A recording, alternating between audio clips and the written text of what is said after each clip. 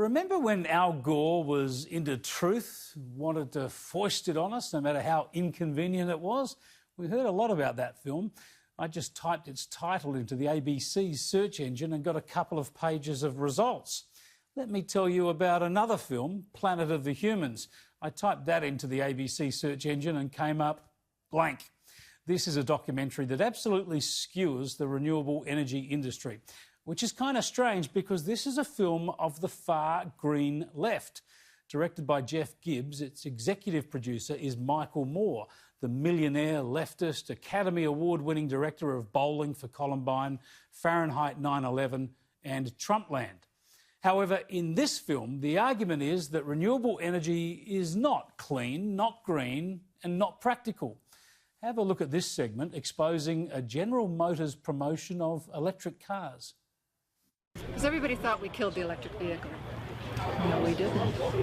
It's alive and well.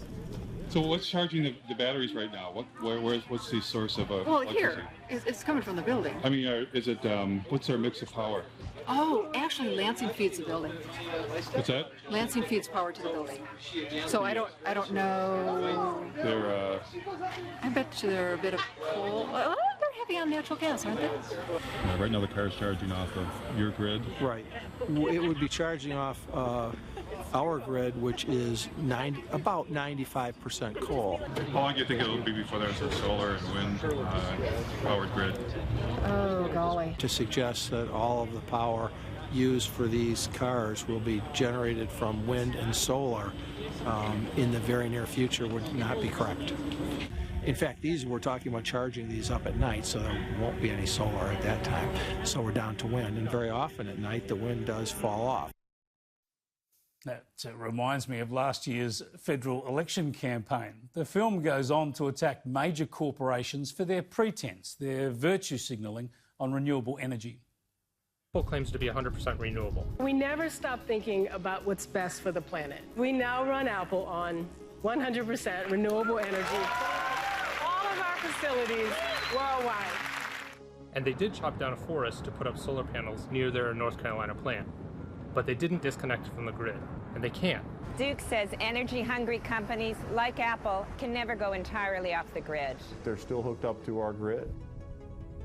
Despite all of the claims, I haven't found a single entity anywhere in the world that's running on 100% solar and wind alone. Wow, this is the sort of hypocrisy and reality that we on the centre-right usually point out. And it's coming from the hard left. The film even argues that the mining of rare metals, intensive energy use to make steel, wind turbines, land clearing for solar farms, and the need to dispose of them and replace this infrastructure within a decade or two is not, well, it's not environmentally friendly. So after all the mining, the fossil fuels, the toxins, the environmental destruction, here's what happens next. Only a few years after it was built, things at Ivanpah began to fall apart. Broken mirrors littered the desert. Yes, these giant solar and wind technology installations may last only a few decades, then tear it down and start all over again. If there's enough planet left. If there's enough planet left. Yep, it is catastrophist. This is full-on climate alarmism. That's the part the green left media will love. The Guardian, the 9 newspapers and the ABC will nod their heads at this stuff. It's what they've been saying for years. But this film exposes their incurious backing for renewable energy. On the centre-right, we've always said that renewables are nice if they work, but they're expensive, unreliable, impractical, and frankly, a bit of a con. Now the left are onto this. For instance, exposing the absolute nonsense of so-called biomass green energy, essentially just burning trees. You got everything here. So you have the #1 polluter in the state that people think emits magical fairy dust from the smokestack. The reality is what you have is a facility that burns 400,000 green tons a year of trees. This facility burns 30 cords of wood per hour.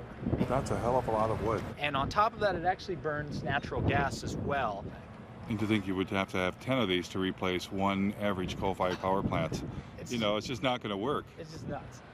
It takes a great deal of fossil fuels to cut down all of these trees, to truck them in, to use the big machinery to dump the wood chips everywhere. So the idea that somehow this is not anything to do with fossil fuels just doesn't even make any sense.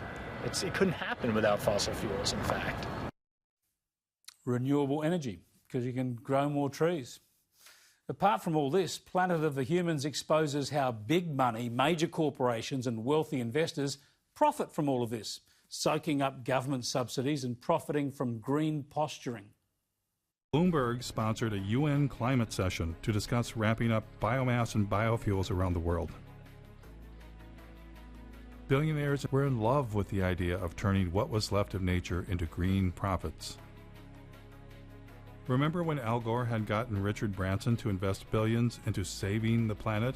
Richard Branson, founder of Virgin Atlantic, powered a Boeing 747 from London to Amsterdam on a coconut oil mixture to highlight the potential of this amazing oil as a clean energy biofuel. Branson had actually invested in biofuels. He was attempting to replace the jet fuel damaging the planet with biofuels that required the consumption of the living planet. It's hard to believe we're seeing this from the left, isn't it? But why haven't you heard much about it? Why isn't the ABC talking about this, showing this film, debating it?